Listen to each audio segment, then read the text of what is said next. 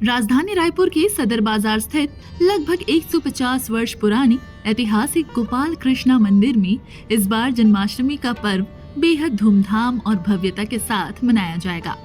मंदिर को रंग बिरंगे फूलों और आकर्षक लाइटों से सजाया गया है, जो भक्तों को दिव्यता और श्रद्धा से भर देगा। आयोजन की शुरुआत मध्य रात्रि में भगवान श्री कृष्ण के जन्म के पावन क्षण के साथ होगी, जिसके बाद विशेष पूजन, भजन संध्या और झांकियों का आयोजन किया जाएगा। जन्माष्टमी के अगले दिन पारंपरिक नंदोत्सव की धूम रहेगी, जिसमें कृष्ण बाल रूप की लीलाओं का भावपूर्ण चित्रण होगा। साथ ही शिवलीला का भी आयोजन कर भक्तों को आध्यात्मिक अनुभव से जोड़ा जाएगा। मंदिर के मुख्य पुजारी पंडित राजेश कुमार ने जानकारी देते हुए बताया कि इस ऐतिहासिक आयोजन की तैयारियां रक्षाबंधन के तुरंत बाद से ही शुरू कर दी जाती है। उन्होंने श्री कृष्ण जन्म से जुड़ी कई रोचक और धार्मिक प्रसंगों को भी साझा किया, जिससे ये आयोजन और भी विशेष बन गया है। नमस्कार, आप देख रहे हैं द वॉइस टीवी और आज पहुंचे हैं रायपुर के गोपाल कृष्ण मंदिर में, जो कि सदर बाजार में स्थित है। आपको बता दूं, ये काफ़ी प्राचीन मंदिर है, जहां पर आज कृष्ण जन्माष्टमी का जो है वो आयोजन किया गया है। रात में 12 बजे जो कार्यक्रम होंगे उसके बारे में जानकारी देने के लिए मंदिर के पंडित जी हमारे साथ मौजूद है, उनसे बात करेंगे। सबसे पहले तो नमस्कार पंडित जी, और जन्माष्टमी की आपको हार्दिक शुभकामनाएं। पंडित जी, सबसे पहले मैं आज जानना चाहूँगी कि जैसे कि रात में 12 बजे कृष्ण जी का जन्म होता है, क्या कुछ कार्यक्रम होंगे उसके बारे में जानकारी? हाँ, देखिए, जन्म से पूर्व गर्भ स्तुति होती है। हमारे यहाँ पुष्टि मार्ग मंदिर है और समय समय से कार्यक्रम है। जो उत्थापन है वो 5 बजे है। उस समय ठाकुर जी को फिर दूध वगैरह का भोग लगेगा उत्थापन के समय। फिर पट बंद होगा, उसके बाद में 5:30 बजे दर्शन खुलेंगे। फिर आरती होगी, संध्या आरती। संध्या आरती के बाद दर्शन जो है वो 6:15 बजे तक खुला रहेगा। 6:15 बजे पुनः भोग लगेगा। भोग हमारे यहाँ ठाकुर जी का शाम का आधा घंटा का रहता है, सुबह का 45 मिनट का रहता है। लेकिन आधा घंटा के अलावा पहले और बाद में 5-10 मिनट लग जाता है, तो 1 घंटा। 7 बजे पुनः दर्शन खुलेंगे, जो 7:30 बजे तक खुला रहेगा। भोजन उसके पश्चात पुनः संध्या शयन आरती होगी। शयन आरती के बाद में 1 घंटा विश्राम दिया जाएगा ठाकुर जी को। बच्चे बाल स्वरूप हैं। उसके बाद दर्शन खुलेंगे 8:30 बजे से, तो 11:30 बजे तक दर्शन खुले रहेंगे और भजन संध्या इत्यादि होते रहेंगे। उसके बाद में 11:30 बजे से ठाकुर जी की गर्भ स्तुति होगी।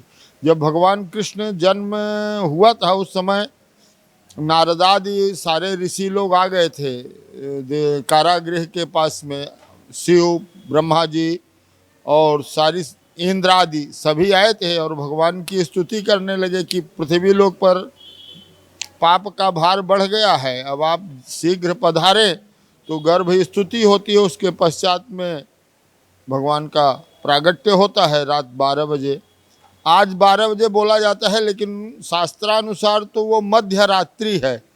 मध्य रात्रि का आकलन तो उस दिन का दिनमान और रात्रिमान का आधी जो होगा उसे अर्धरात्रि कहा जा सकता है, लेकिन अनुमानतः 12 बजे मान लिया गया है। उस समय जन्म हुआ। उसके पश्चात में हमारे यहाँ पंचामृत स्नान होगा। पंचामृत स्नान के बाद में आरती पुनः होगी, फिर पटबंद हो जाएंगे।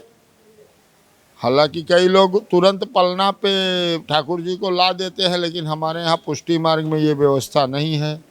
कल नंदोत्सव होगा, क्योंकि ठाकुर जी का जन्म अर्धरात्रि में जब हुआ तो किसी को जानकारी नहीं हुई कि ठाकुर जी प्रकट हो चुके हैं।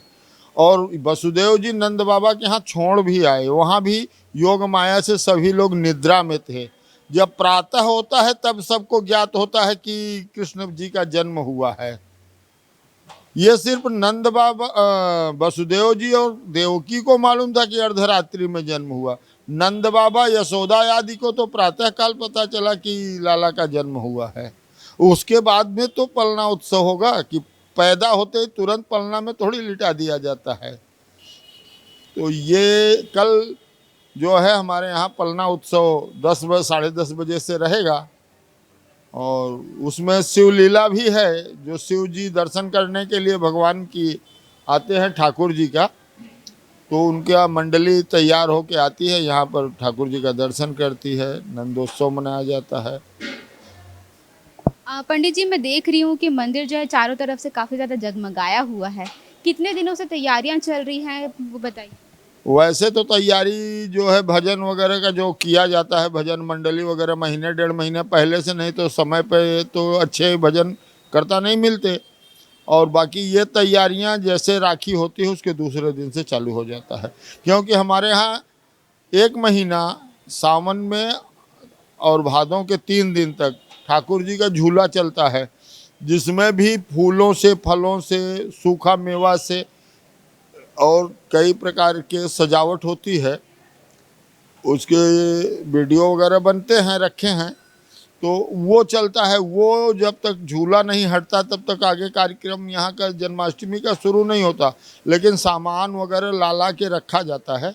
जैसे तीज को झूला विजय होता है, उसके दूसरे दिन से फिर तैयारी शुरू हो जाती है। पंडित जी, जैसे कि हमने सुना है कि मंदिर काफ़ी ज़्यादा प्राचीन है, कितना पुराना है मंदिर, क्या कुछ उसके? अब लगभग ये इसमें 1875 ठाकुर जी के चरण चौकी में लिखा हुआ है। अब उससे आप समझ सकते हैं कितना पुराना हो गया। 1875 सन। वो जो मूर्तिकार है, मूर्ति के पीछे में लिखा हुआ है। और बाकी बड़ी मूर्ति तो बाद में आई है 71 में। लेकिन प्राचीन जो छोटे गोपाल जी हैं वो 1875 के हैं। और पहले मिट्टी की मंदिर थी पहले, बाद में ये सब बना। और हमारे ट्रस्ट के ट्रस्टी लोग प्रतिवर्ष कुछ न कुछ नया इसमें करते जा रहे हैं। कभी ग्रेनाइट लगा दे रहे हैं, तो कभी टाइल्स लगा दे रहे हैं, कभी चांदी का दरवाज़ा करा दिए, तो कभी फ्रेम जो फोटो हैं उसमें चांदी कवरिंग करा दिए। तो ठाकुर जी का वैभव प्रतिदिन बढ़ रहा है। हमारे ट्रस्ट के सारे ट्रस्टी इसमें बहुत अग्रणीय है और अच्छी सेवा कर रहे हैं ठाकुर जी की, इसमें कोई मत नहीं है। तो ये थे हमारे साथ में इस मंदिर के पंडित जी, जिन्होंने हमें बताया कि ये मंदिर एक तो करीब 150 साल पुराना है और यहाँ पर किस तरीके से जो है जन्माष्टमी की तैयारियां हो रही हैं। कल यहाँ पर पलना उत्सव का जो है और नंदोत्सव उसका जो है आयोजन किया गया है। कैमरामैन दिनेश के साथ Ritu Ahirwar, the voice TV, Raipur.